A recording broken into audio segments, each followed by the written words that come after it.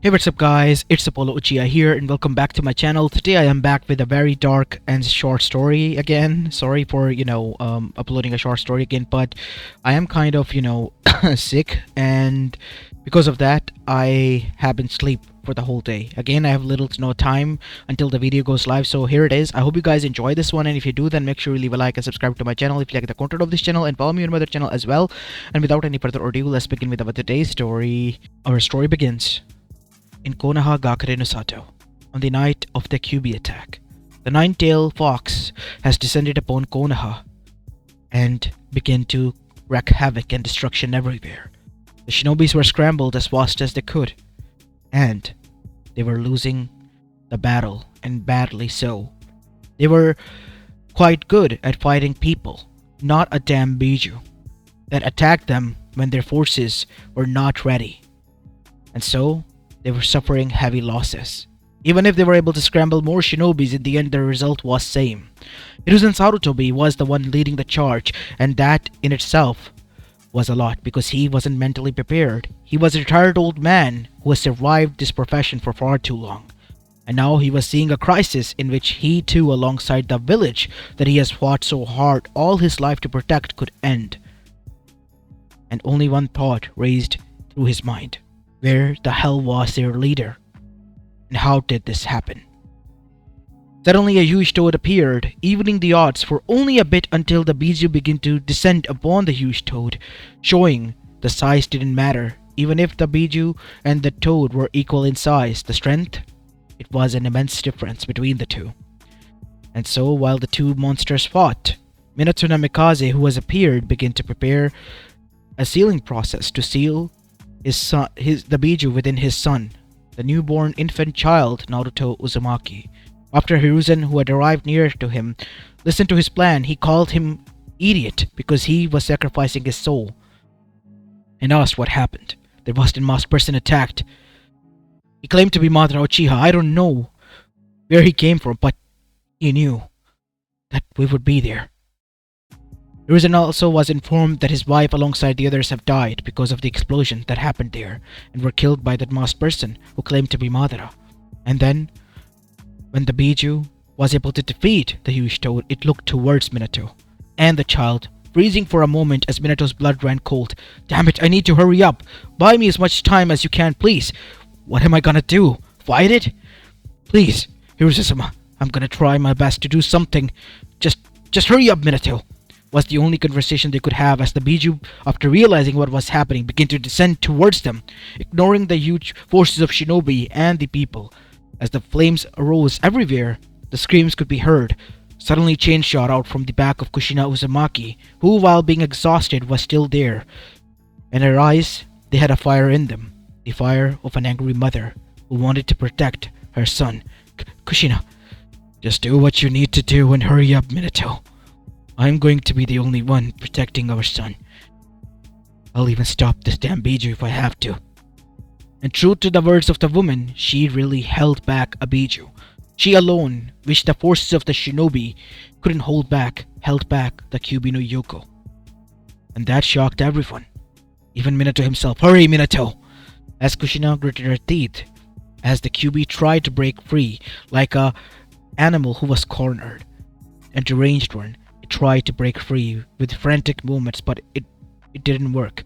In the end, Minato was this close until the Kyuubi was able to break free from the constraint and extended its claws towards the child, deciding to end it and free itself. But Kushina jumped in, and so did Minato, piercing a huge claw straight through both of them.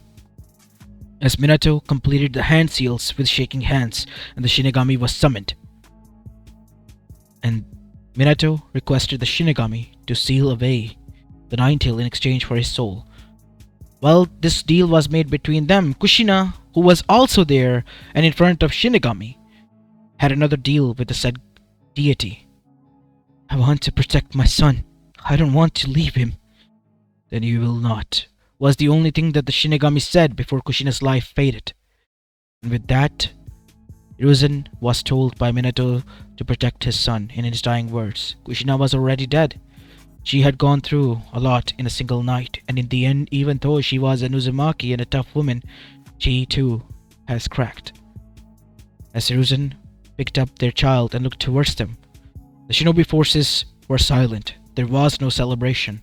Flames could be heard in the surrounding area, as the light that was there and there alone. Eternal darkness everywhere.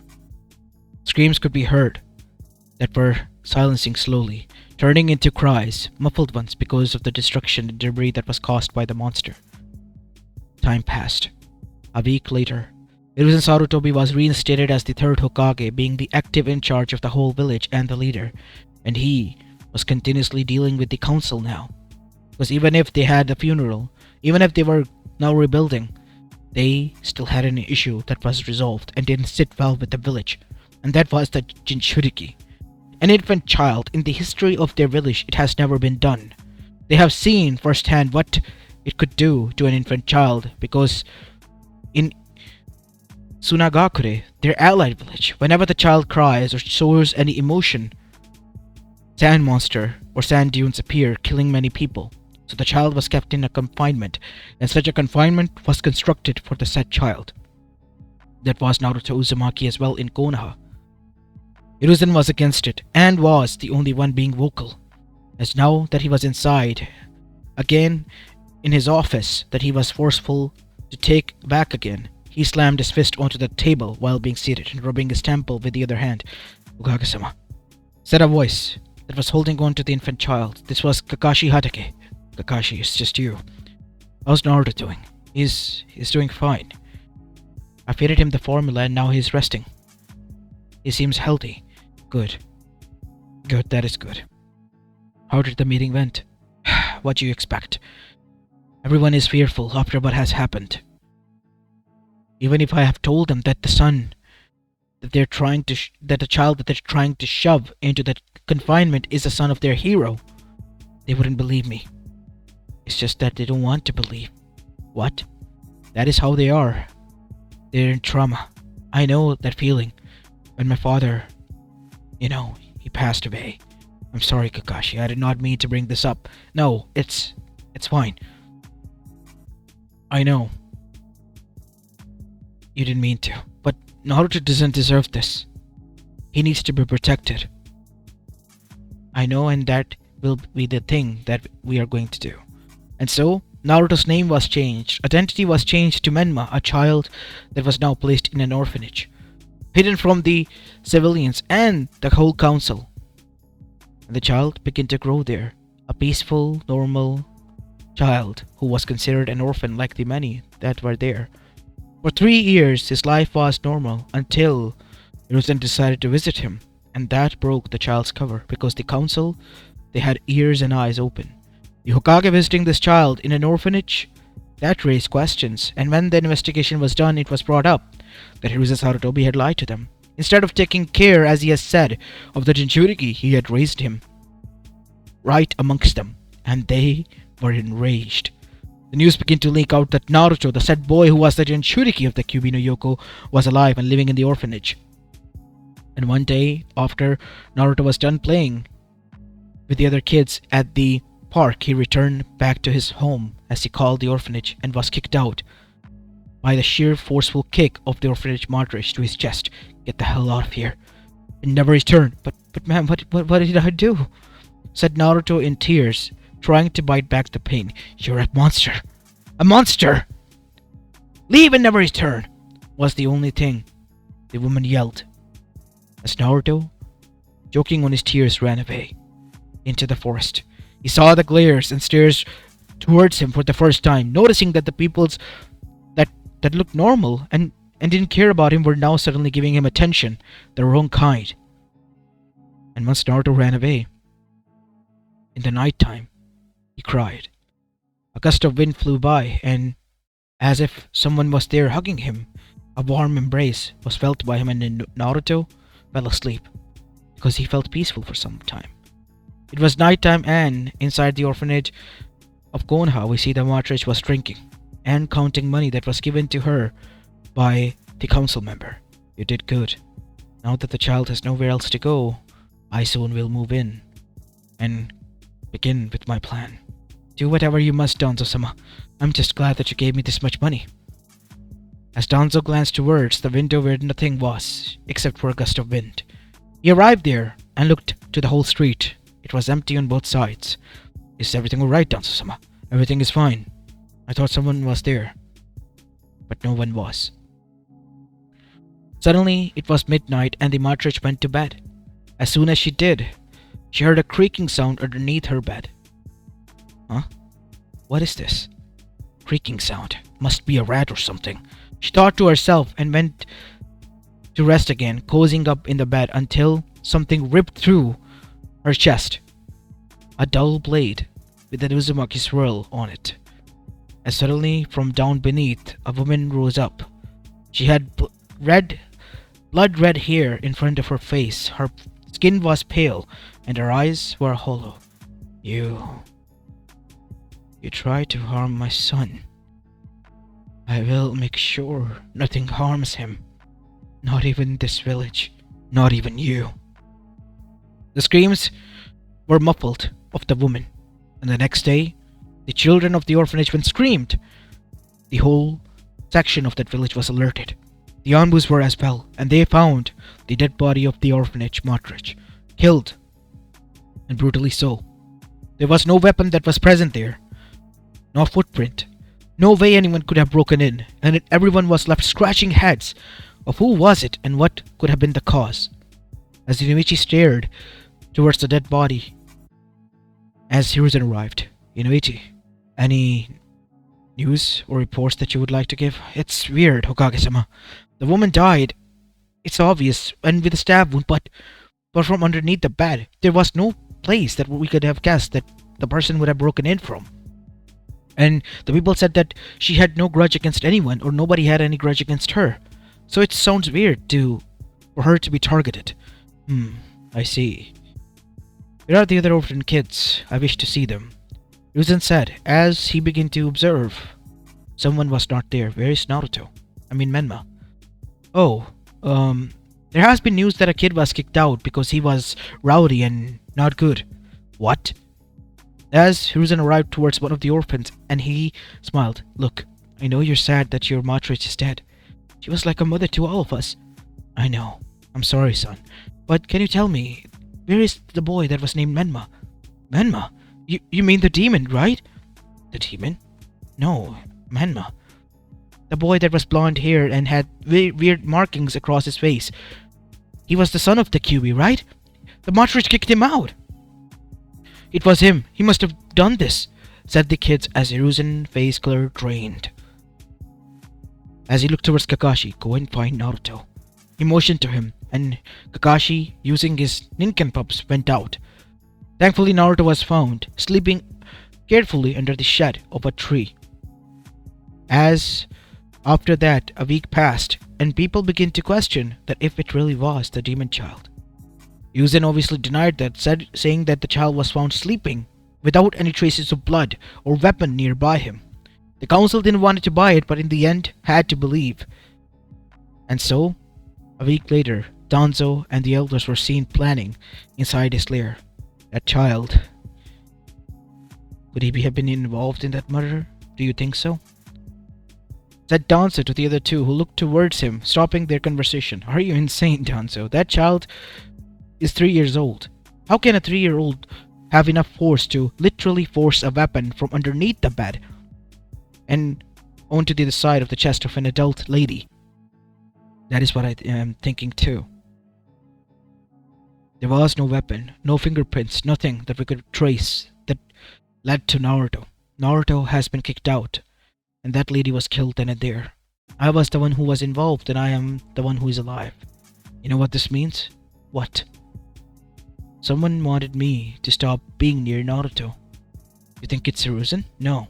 Hiruzen isn't aware as a old goose. He doesn't know.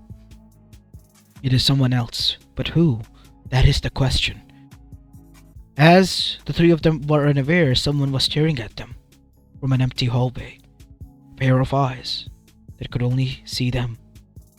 The night turned, and Danzo decided to go and sit in his office to look into the documents and conduct his own missions as the Shadow Kage, or so he thought himself to be, until he heard a creaking sound.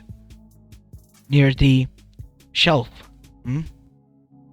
As his eyes narrowed because he was extra cautious, and went out and picked each and every book apart, placing it onto the ground from the shelf, and looked at it.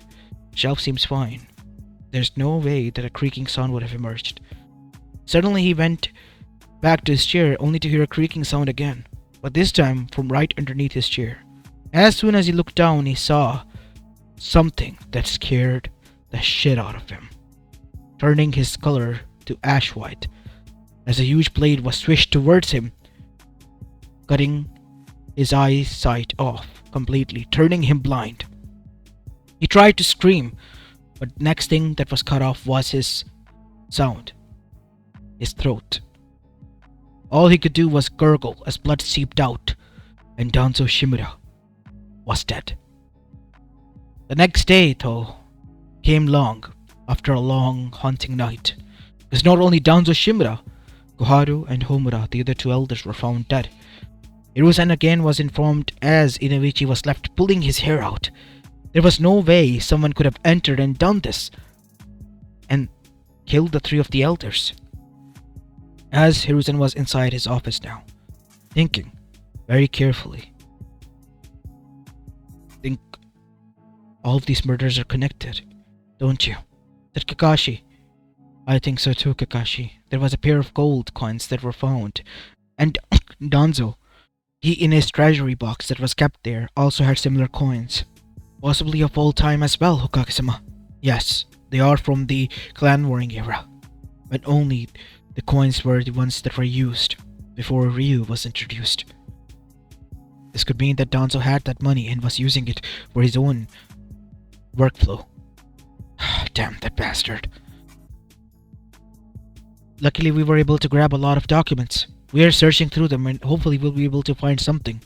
A list has been found though. These are the spies that were amongst our ranks, and they have been compromised and surrendered themselves or captured.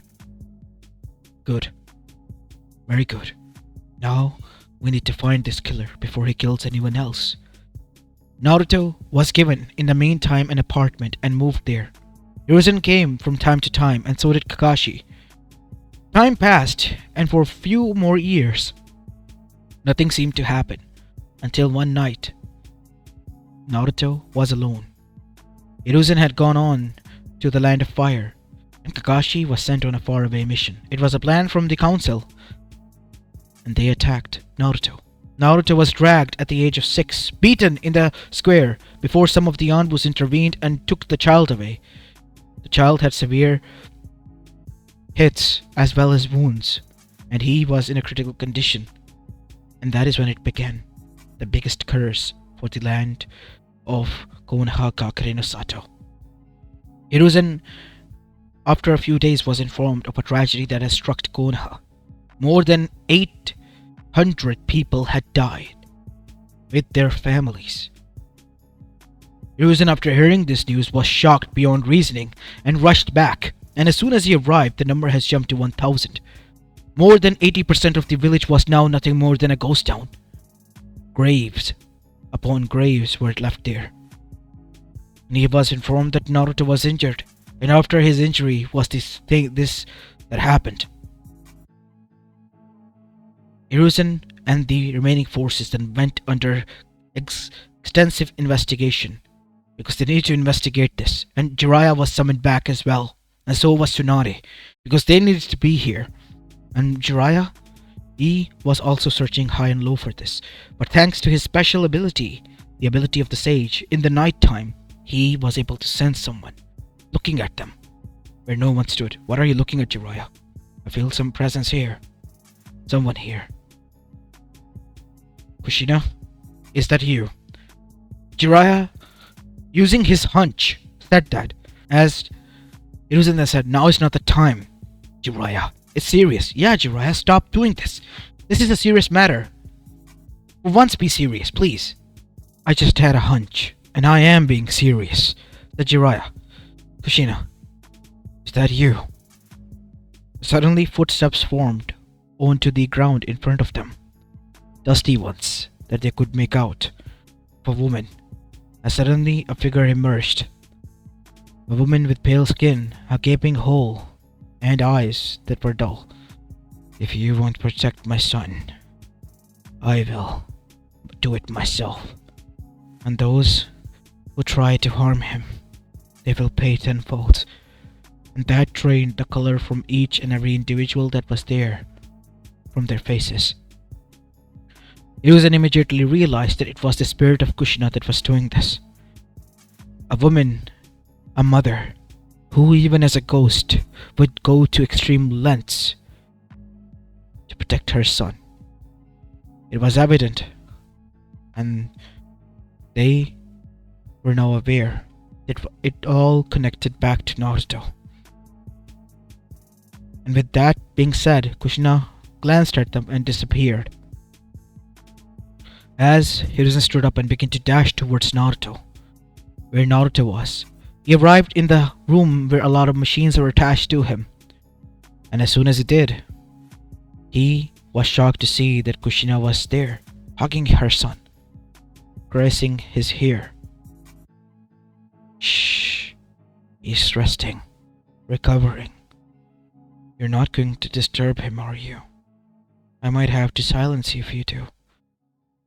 Hiruzen closed the door shut and realized immediately that this was far more than just Kushina now.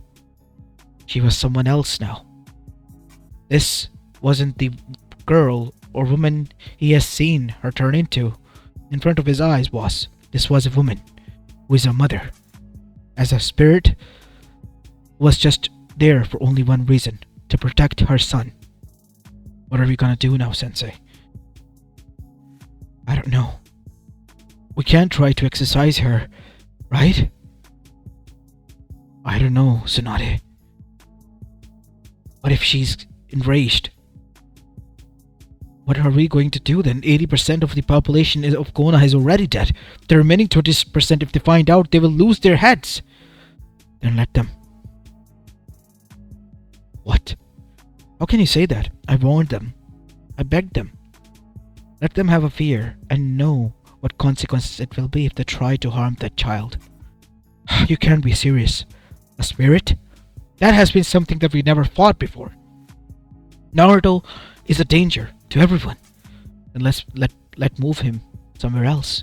And so Naruto after that was moved to the land of fire, in a small home where Tsunade was told to watch over him and stay by him.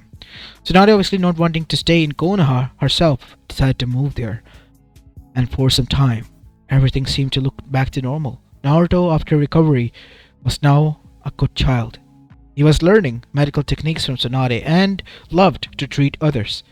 People began to call him the miracle child as well there. Life seemed good. Until one day he was kidnapped by people in black robes. He was at the age of 13 when it happened, and was brought to a cave. Naruto woke up fearful and was told what was going to happen. He wanted someone to help, but the one that could hear him had long been arrived before he even could call out. Kushina's spirit, who was bound herself to Naruto, arrived with him here. And then she began. One after the other, the Otsutsuki members began to die. The only expression they ever showed after their corpse showed was those of fright, horror, and terror. There was no one left. All of them were dead, and in the end Naruto was let go, owned by Jiraiya. But he was calm and taken care of. When Jiraiya asked Naruto who was there to take care of him, Naruto pointed towards a corner where he saw something that horrified him. Kushina had evolved. That long, red-haired lady. She's the one who helped me. Kushina has become something akin to a spirit, a yokai. And that spirit was attached to Naruto. And now Naruto could see it. Once returned, Naruto began to talk to her. Spent most of the time talking to himself in the eyes of the other, but the other knew that he was talking to Kushina. And one evening when Tsunade asked if Naruto has eaten anything because he hadn't for the whole day, Naruto, who was a bit thin now, then said, "Of course I have. My mother brought me some fruits." Your mother? What are you talking about, Naruto? Oh, who else? She's here. As Tsunade looked towards the dark corner and saw a huge figure standing there.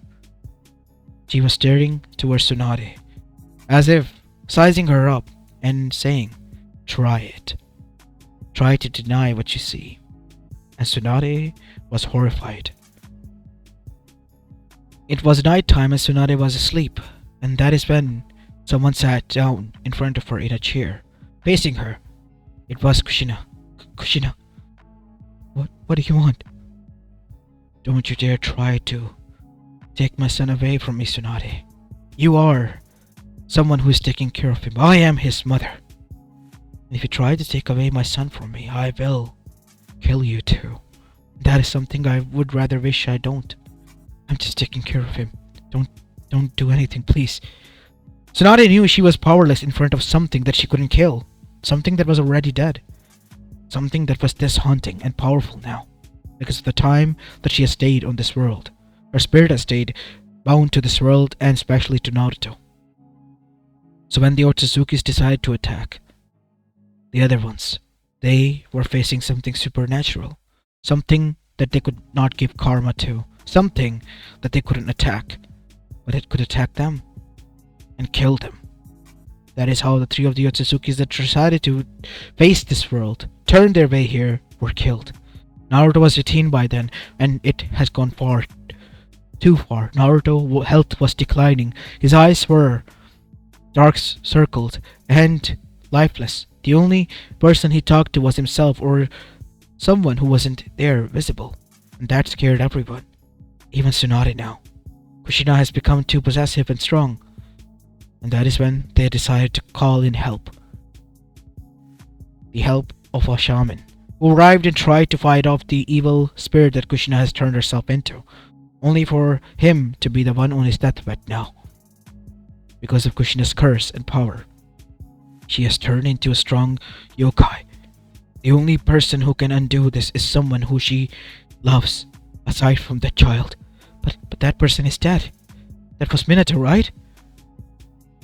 You must do what many of us deny. Use the power of your Edo Tensei. I know it exists. It does. And so, Hiruzen, using a blood clone, sacrificed that clone and revived Minato. Minato was informed of everything, and then he came to where Naruto was. Naruto stopped talking, and suddenly, a figure of dark clouds appeared. It was Kushina as she stared towards Minato. They brought you back. I'm here to take you with me, Kushi-chan. But Naruto needs me. He needs us. I know. But look at him. If you stay here, he's gonna die. Do you want our son to die? These people cause suffering to him.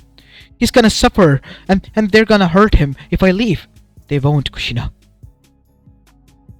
I promise. You've done enough, please. Come back. Let's go together. As Kushina, she wasn't ready, and she even pushed Minato back for the time being, closing the door shut.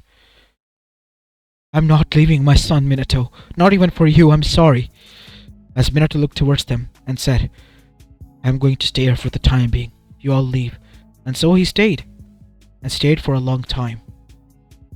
Until Kushina opened the door. This time not as a smoky figure or a yokai-like demon, but as herself. There's my Kushi-chan, which I know. You're not mad, are you? I'm just trying to protect our son, our baby. I know you are. You've always been a brave woman, and someone who has so much passion in her heart. I always wanted to be a mother after I lost my family, because I knew that was the only way I could have a family, and Naruto is that family. I can't lose him. You're not losing anyone. We're going away together, letting our son grow and have his own family, and we can watch over him from afar, and when he's ready, he will come to us. And with that, Kushina, as a tearful woman, said goodbye as the others arrived inside because Minato motioned them. Take care of my son, Tsunade. Take good care of him, or otherwise I will return. We promise, Kushina. And with that, there was a gust of wind that flew and Kushina left as Naruto fainted. As for Minato, he smiled. She has left, and I am going towards her. Thank you for taking care of her and enduring with her. I know it's kind of hard, but that's just the woman I fell in love with. And please do take care of her son because knowing her, she might return. And with that, Minato also crumbled down, freeing himself, looking one last time at his son, and hoping that he had a good life ahead. And with that, the haunting of Konoha Gakure and Elemental Nation came to an end. And Naruto Uzumaki, he was given a new life on lease to live. And he lived it to the heart of content. As this is where I will be leaving the story of, guys. I hope you enjoyed this one, and if you did, then make sure to leave a like and subscribe to my channel if you like the content of this channel, and follow me on my other channel as well. As this is Apollo Uchiha, and I'm signing off for the day. Peace.